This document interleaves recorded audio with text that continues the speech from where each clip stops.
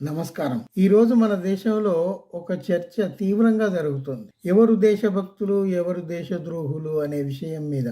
అయితే ఈ విషయం గురించి మాట్లాడే ముందు లోక్సభలో మాజీ సెక్రటరీ జనరల్ పిడిటి ఆచారి ఇచ్చిన ప్రకటనను మీకు చదివి వినిపిస్తాను. ఆ మాజీ సెక్రటరీ జనరల్ ఏమన్నారో వినండి. బీజేపీకి మెజారిటీ ఉన్నందువల్ల పార్లమెంటును రద్దు చేసి ప్రెసిడెంట్ రూల్ లాంటిది పెట్టినా పెడతారు. ఈ దిశగా వారు రాజ్యాంగాన్ని సవరించినా ఆశ్చర్యపోనక్కర్లేదు. మనుషులంతా సమానం కాదని, పుట్టుకను బట్టి మనుషులను చీల్చిన 3000 ఏళ్ల నాటి వారసత్వాన్ని కొనసాగిస్తున్న వారు దేశంలో అధికారంలో ఉన్నారు. పైగా వారిది సనాతన ధర్మ సంప్రదాయం అని చెప్పుకుంటున్నారు. వారు పవిత్ర గ్రంథాలుగా చెప్పుకునేవన్నీ అమానవీయమైన విలువలకు పట్టం కట్టేవే.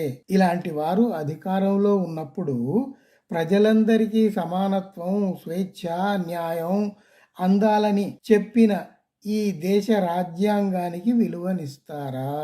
భారతదేశాన్ని ఆధునిక ప్రపంచంలోకి నడిపించిన మన రాజ్యాంగాన్ని, దాని విలువల్ని నిలబెడతారా అని అనుమానపడాల్సి వస్తుంది. దేశంలో ప్రజాస్వామ్యం ప్రమాదంలో పడిందని ఈ దేశ పౌరులకు పూర్తిగా అర్థమైంది.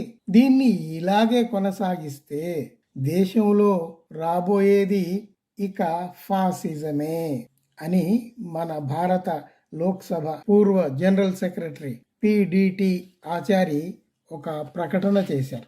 ఆయన ఎందుకు చేశారు అంటే, ప్రతిరోజు మనం టీవీల్లో, పేపర్లలో, ఇతర మీడియాల్లో చూస్తున్న బెదిరింపు ప్రకటనలు మనకు భయాన్ని కలిగిస్తున్నాయి. జై శ్రీరామ్ అనని వారంతా ఈ దేశం వదిలి పాకిస్తాన్ వెళ్ళిపోండి అని ప్రత్యేకంగా ముస్లింలకు బెదిరింపులు చేస్తున్నారు. డబుల్ ఇంజన్ సర్కార్ అన్నారు. బుల్డోజర్లు పంపిస్తున్నారు వాళ్ళ ఇళ్ల మీదికి. అసలు చరిత్ర వీరికి తెలుసా అన్నది మనకు అనుమానం. ఎందుకంటే భారత స్వాతంత్ర సంగ్రామంలో పాలు ఏమాత్రం పంచుకొని ఈ ఆర్ఎస్ఎస్ బీజేపీ వారికి ఈ దేశంలోని ముస్లింలు 8 లక్షల మంది భారతదేశ స్వాతంత్రం కోసం ప్రాణాలు అర్పించారని వీళ్ళకి తెలుసా?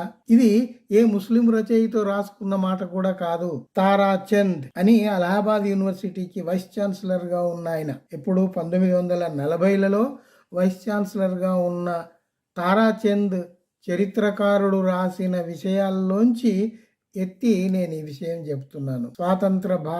భారత స్వాతంత్ర పోరాటంలో ప్రాణాలర్పించిన వారు 8 లక్షల మంది ముస్లిం. సెల్యులార్ జైల్లో అత్యధికంగా శిక్షలు అనుభవించిన వారు కూడా ముస్లింలే.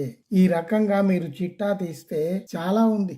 ఈస్ట్ ఇండియా కంపెనీ మొదట వచ్చింది. ముందు ఈస్ట్ ఇండియా కంపెనీ ద్వారా బ్రిటిష్ వారు మన దేశంలో అడుగుపెట్టారు. పెట్టినప్పుడు అది చేస్తున్న అన్యాయాలను వ్యతిరేకిస్తూ మొట్టమొదటిసారి గొంతెత్తి పోరాడింది ఒక ముస్లిం నవాబు, బెంగాల్కు చెందిన ముస్లిం నవాబు. ఆయన పేరు సిరాజుద్దౌలా. ఆయన తరువాత మరొక బెంగాల్ నవాబు మీర్ ఖాసిం. వీళ్ళు ఈస్ట్ ఇండియా ఏదైతే వచ్చిందో దానికి వ్యతిరేకంగా క్విట్ ఇండియా అన్నారు. ముఖ్యంగా మనం ఇక్కడ అర్థం చేసుకోవాలి, క్విట్ ఇండియా అనేది ఒక గొప్ప నినాదం కదా. దాన్ని ఏ హిందువు, ఏ బీజేపీ, ఆర్ఎస్ఎస్ వాళ్ళు కాయిన్ చేయలేదు. ఇక్కడ మీరు ఇంకొక విషయం గుర్తుంచుకోండి, జై హింద్ అనే నినాదం ఏ హిందువు ఇవ్వలేదు, ఒక ముస్లిం ఇచ్చాడు. ఆయన పేరు ఆబీద్ హుస్సేన్. ఈ ఆబీద్ హుస్సేన్ సుభాష్ చంద్రబోస్ స్థాపించిన సైన్యంలో సైనికుడు. సుభాష్ చంద్రబోస్ ఒక మంచి నినాదం కావాలని వెతుకుతున్నప్పుడు ఈ ఆబీద్ హుస్సేన్ 4-5 నినాదాలు ఇచ్చాడు. అందులో అవి నచ్చలేదు ఆయనకు. తర్వాత జై హింద్ అంటే అది నచ్చింది. దాన్ని సుభాష్ చంద్రబోస్ పాపులరైజ్ చేశాడు, ప్రాచుర్యం కలిగించాడు. ఆ రకంగా ఆ ఆబీద్ హుస్సేన్ మరెవరో కాదు, మన హైదరాబాదు నివాసి. అతను సుభాష్ చంద్రబోస్ సైన్యంలో చేరి సుభాష్ చంద్రబోస్కు అత్యంత ప్రియమైన సహచరుడుగా ఉండి ఆయన భావజాలాన్ని నడిపించాడు. ఇంకొక గొప్ప విషయం ఇక్కడ చెప్పుకోవాలి. ఆయన పేరు చివర ఆబీద్ హుస్సేన్ అనే పేరు చివర సఫ్రానీ అని కూడా పెట్టుకున్నాడు. ఎందుకు? సఫ్రాన్ అంటే కాషాయపు రంగు. ఈ కాషాయపు రంగు హిందువులకు ముఖ్యమైంది, ప్రియమైంది. కాబట్టి నేను ఆ రంగును స్వీకరిస్తున్నాను అని చెప్పాడు. అంటే పరమత సహనానికి ఇంకా హద్దులు ఉండవు అన్న విధంగా ఆయన అది చేసి చూపాడు. పూర్తి పేరు ఏమైంది? ఆబీద్ హుస్సేన్ సఫ్రానీ. హైదరాబాద్ వాడు, సుభాష్ చంద్రబోస్ సైన్యంలో సైనికుడు. ఆయనకు అత్యంత ప్రియమైన వాడు, జై హింద్ అనే నినాదాన్ని ఇచ్చినవాడు ఒక ముస్లిం. గుర్తు పెట్టుకోవాలి. ఇక్కడ మనం ఒక విషయం గమనించాలి. ఈ దేశంలోకి బ్రిటిష్ వారు వచ్చారు. ఫ్రెంచ్, జర్మనీ, ఫ్రాన్స్ అనేక దేశాల నుంచి వచ్చారు. ఎవరికి దోచింది వాళ్ళు కొల్లగొట్టుకొని పోయారు. స్పష్టంగా కనిపిస్తూనే ఉంది. కానీ ముస్లింలు కూడా వచ్చారు. ఏది మొఘల్ కింగ్డమ్ వచ్చినప్పుడు బాబర్ కాలం నుంచి వచ్చారు, ఇక్కడ పరిపాలించారు, ఇక్కడి జనంలో ఐక్యమైపోయారు. వాళ్ళు దోచుకొని ఇంకేదో ఇతర దేశాలకు పోలేదు. తాము ఈ దేశంలో భాగం అని అనుకున్నారు. ఒక రకంగా దేశంలో జీర్ణమైపోయారు. ఇక్కడి సంస్కృతులతో కలగలిశారు. ఇక్కడ ఉన్న సంస్కృతికి కొంత వారు అందించారు, కొంత ఇక్కడ నుంచి వాళ్ళు తీసుకున్నారు. తప్పితే ఇక్కడే ఉన్నారు.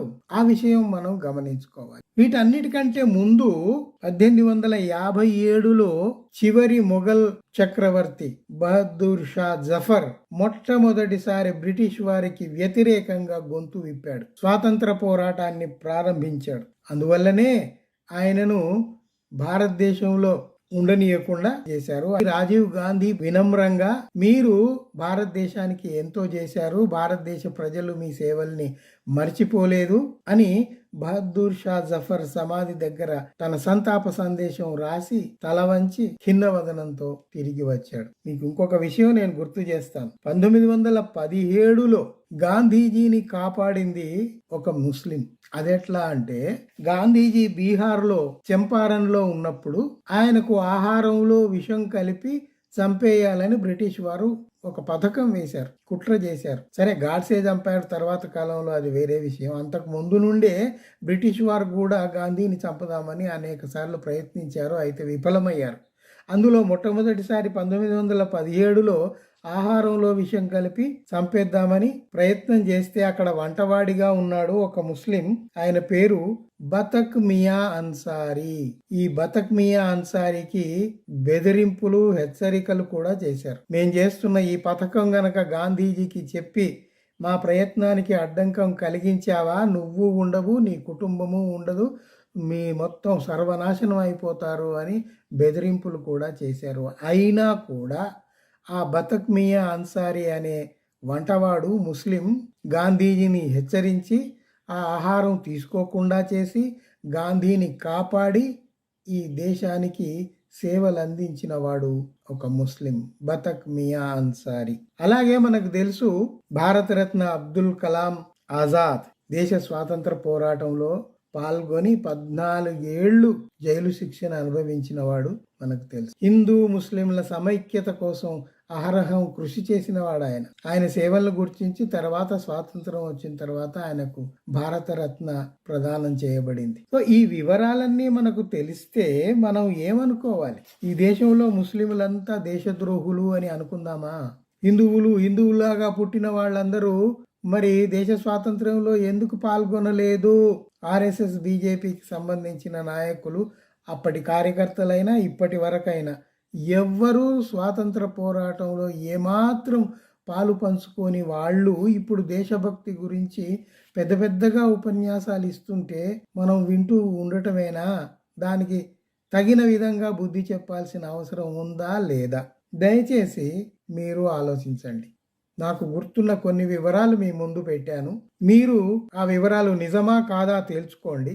నిజమైతేనే స్వీకరించండి, నమ్మండి. ఆ తర్వాత మీరు చేయాల్సిన పని మీరు చేయండి. ఈ దేశ ప్రజల్ని జాగృతం చేయాల్సిన బాధ్యత మన అందరిది. ఎందుకంటే మాజీ లోక్సభ సెక్రటరీ జనరల్ చెప్పిన స్టేట్మెంట్ మీకు ముందే వినిపించాను కాబట్టి దేశం ఏ ప్రమాదకరమైన స్థితిలోకి పోతుంది అనేది మీరు ఒకసారి ఆలోచించి దానికి తగినట్టుగా మీ కర్తవ్యాన్ని మీరు నిర్దేశించుకోండి. సెలవు.